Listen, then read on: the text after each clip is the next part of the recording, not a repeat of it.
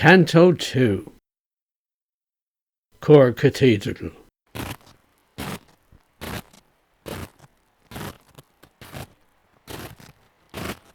You have, 'tis true, no reason to love Coire. There are, however, things to see and feel, worthwhile to know in this your place of exile, assigned to you against your fevered will. Be of good cheer, then. Ovid hated Tomi at first when exiled to the Black Sea coast. Nix yacet, so he wrote, the snow lies deep, and doesn't thaw for 2 years at a stretch.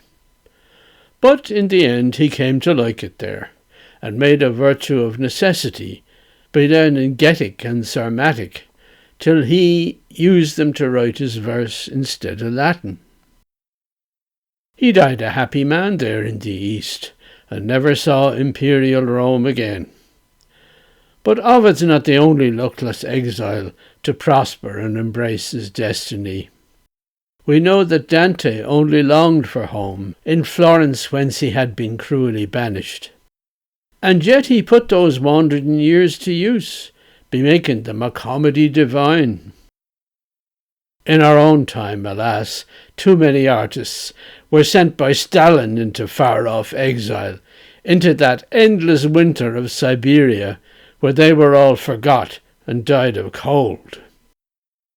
Like Dante, like poor Ovid, like the Soviets, who had the ill luck to rouse the tyrant's ire, you too, dear Harry, were transported far from home and all that you had known, to freeze upon the icy magic mount, Davos, never to know the exile's blessed return. Do not complain, for you are one of many. But now give ear, I'll show a better way.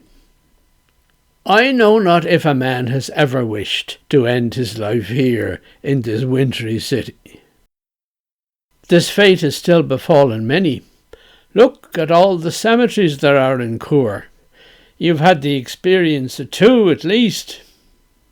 I fear that Coire is but a parking space, a stopover where no one wants to die, but somehow people die here anyway.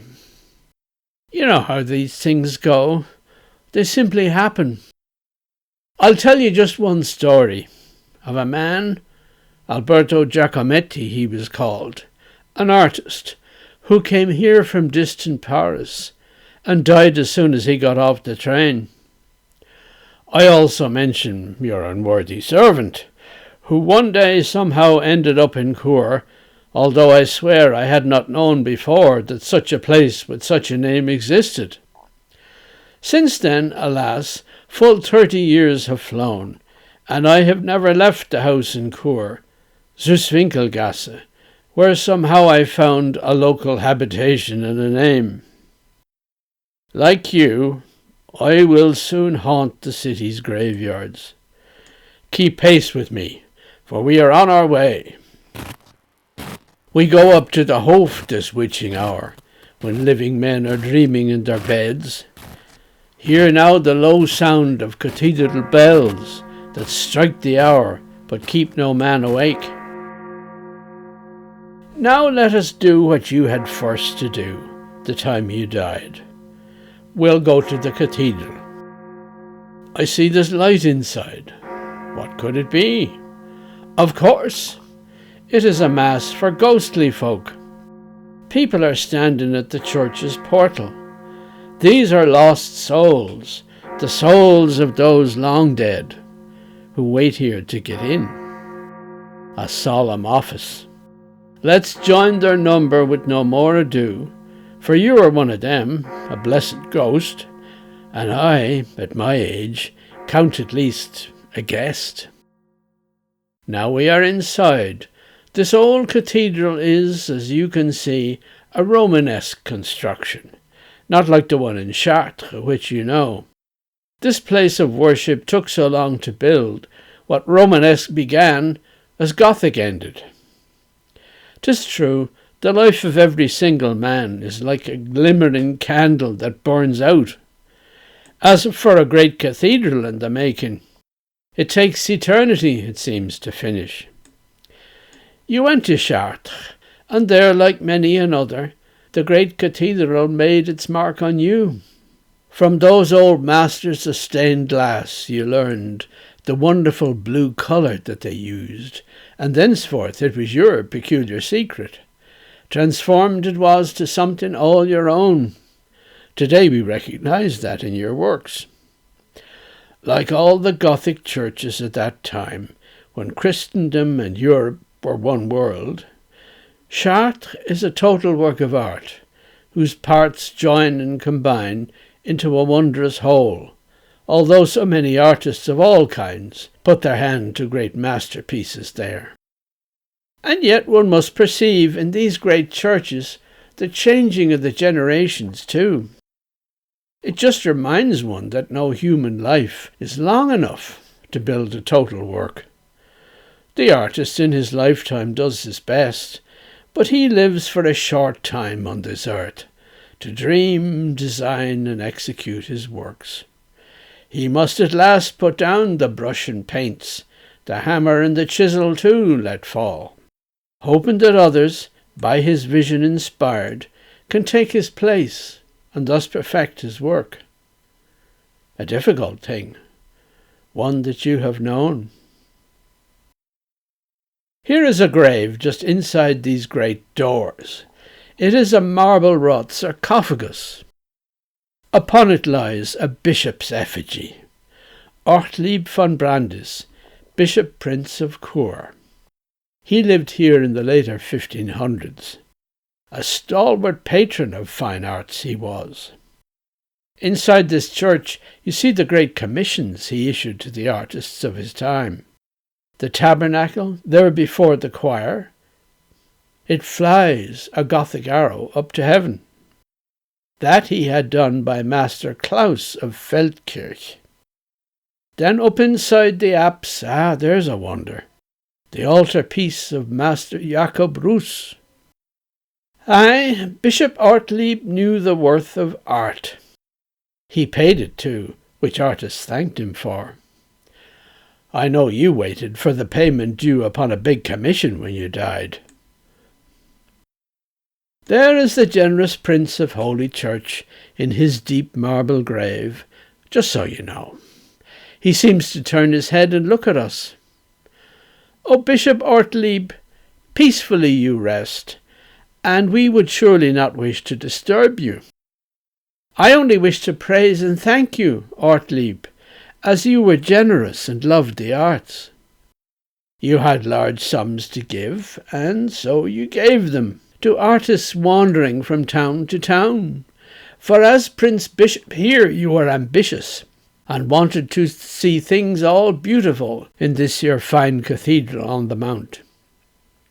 You gave commissions to those skilful artists, and had the joy of seeing works complete. Is this not so, Ortlieb? I introduce my friend, the stained glass artist Harry Clarke, a man experienced in religious art. He would have made some lovely works for you, but now, alas, he's one with you in death. O stranger artist, welcome to my city, the bishop whispered now to Harry Clarke.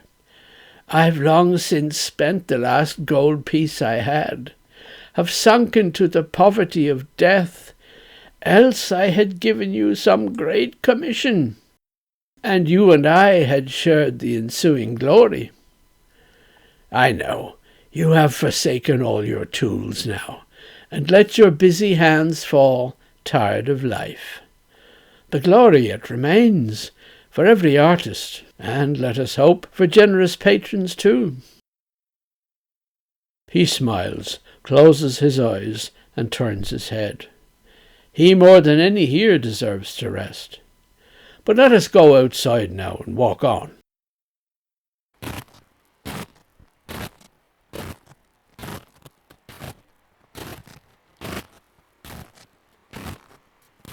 As if within some dream, we climb up steps to where there is a graveyard, in the shadow of the cathedral.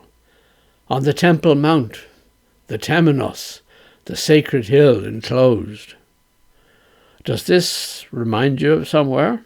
Davos? Of course, Davos is called the Magic Mountain, a high place where the chosen are anointed and told of certain fearful mysteries, and then at last are victims sacrificed. What is a magic mountain of that kind, if not a place that stands to mediate twixt earth and heaven? Davos, thou Alpine valley, thou hast the holy temple of the sick accommodated, and one must be sick to vow oneself to such dark mysteries. For the supreme dark secret's name is death. Harry, you should have stayed up in Davos. Yet here too you're on elevated ground. This is the graveyard, Hof. How lovely it is in wintry moonlight.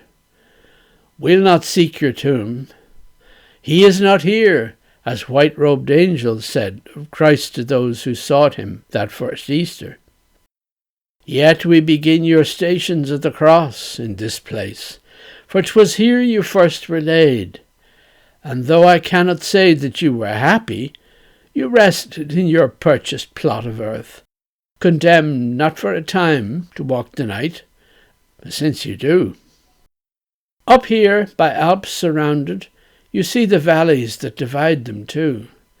The Lenzer Heide, the Arosa Valley, the Mittenberg, the Monastery Mount, and on the other side the dark Cathedral.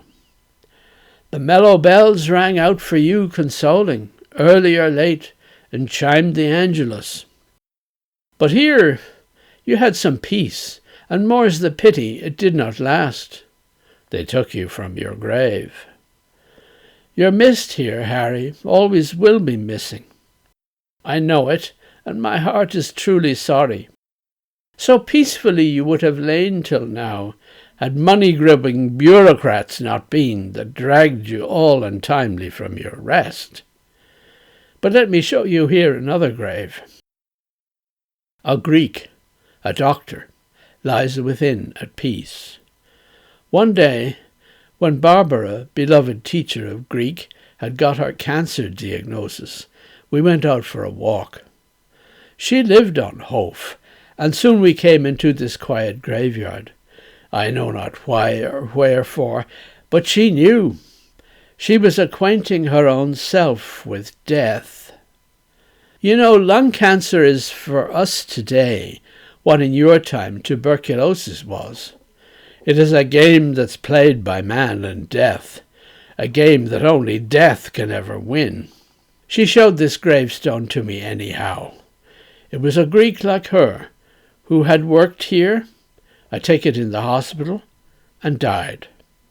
No more was said between us, but I take it that she was thinking how it might just be if she was buried here and not in Greece. She later found a Greek oncologist at that same hospital who treated her with skill so that she lived for 2 years more. In that time he encouraged her to spend some holidays in Greece, and that she did.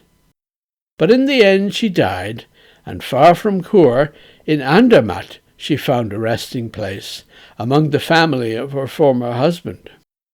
And on the gravestone she asked for the words Ta Panta Rai, which means all is in flux.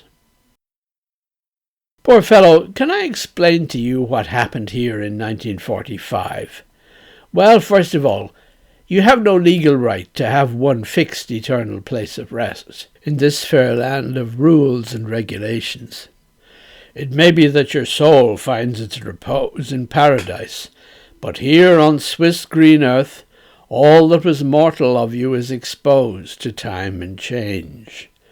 You get your grave assigned, but only for a period of years. 10, maybe, or 15, or at most 20. Then the law says, take up thy bed and walk. Here is the thinking that informs this law. The people who may mourn for you at first, and come here and adorn your grave with flowers, will die themselves. And then who will be left that knows your grave, and you who in it lie? 'Tis cruel, but there's method in this madness, A certain logic cannot be denied. But now you get to hear the wretched part. The grave is broken up. The family is kindly asked to take away the stone and to dispose of it as they may please. The corpse is now disposed of, for its place is by another corpse desired and claimed. Sometimes the corpse must not be quite removed, if they can dig the grave a few feet deeper. Then coffin can be piled on coffin, so the newest buried corpse can lie on top. But there are limits. Should the grave be full, there's nothing for it but to dig the first up, since he has lost his right to buried rest, and take him to a grave that has no name, where he can lie among the unknown dead. How is the fell deed done, you ask me now? I've not been told, but I imagine thus. It is a stealthy task at dead of night, because they do not want to shock the living, and maybe too because they feel ashamed of what they're doing, though the law prescribes it. At midnight drear, a band of hired officials seeks out a certain graveyard with a cart drawn by a pale old horse. They carry lanterns so that they may discover the right grave and set about their work without delay. They dig their shovels in the sacred earth, their lanterns lighten up the ghastly scene and draw the coffin upwards. It may be the wood is rotten and the coffin splits. They see the skull bearing its mirthless grin. They gasp in horror, pale, and cross themselves. Yet they are hirelings, and they must go on. They screw their courage to the sticking place, and load the mouldering coffin on the cart. On goes the unblessed procession, till they reach another field, which has a nameless grave.